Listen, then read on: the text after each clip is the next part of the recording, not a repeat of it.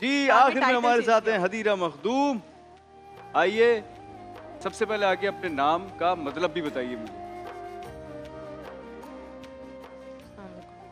वालेकुम सलाम। आपकी आवाज नहीं आ रही मेरे ख्याल। हेलो। जी अब आ रही। मेरे नाम की मीनिंग है pearl of heaven and pearl of haven दूसरी मीनिंग है the hurt of line.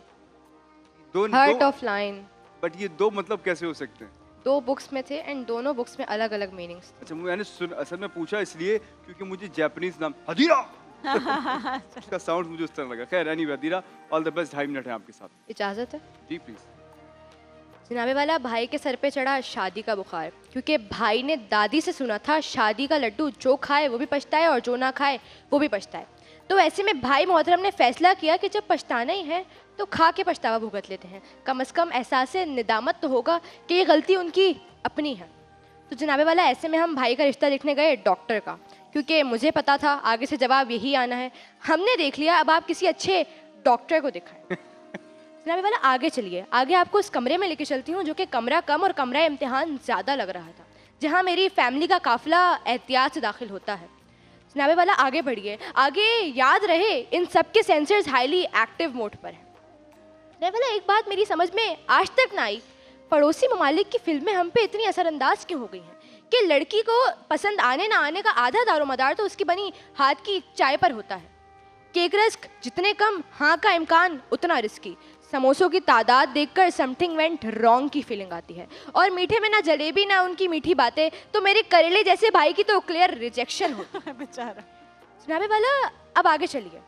20 minute में जहाँ हम लड़की के नैन नक्श का जायजा ले रहे थे, वहीं मेरा करेले जैसा भाई बगैर गिराए चाय पीने की अदाकारी कर रहा था। जनाबे वाला, असल जंग तो मेरे घर जाके शुरू हुई। लड़की का कद छोटा है, लड़की धीमा बोलती है, लड़की चालाक है।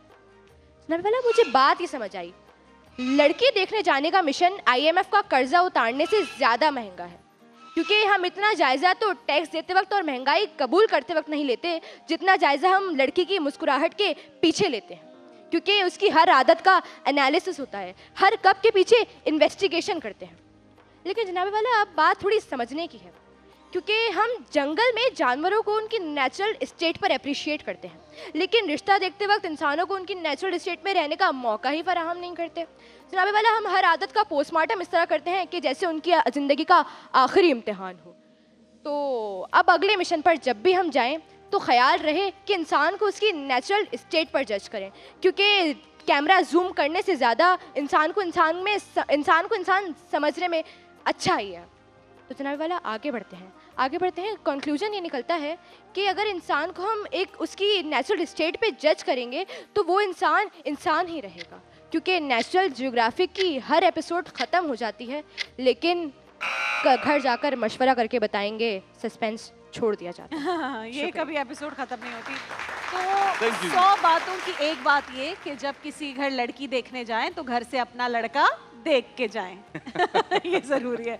अली जी, कामरान बताएंगे कि आज का विनर कौन है। आज विनर के साथ किसकी बाइक है? वाइटल टी की बाइक जाएगी भाई, वाइटल की बाइक जाएगी आज विनर के साथ। वाइटल पियो जिंदगी जियो, वाइटल की बाइक जाएगी विनर के साथ। लेकिन अली कामरान जैदी शुरू होते हैं 4th से, 4th फिर 3rd फिर 2nd फिर 1st, ऐसा होगा या अब आप?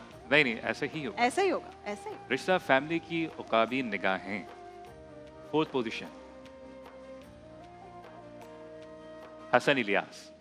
4th हसन पोजीशन, इलियास की ठीक है 4th भाई, पोजीशन है। Congratulations, not bad. Second runners up कौन है? 3rd पोजीशन हासिल की है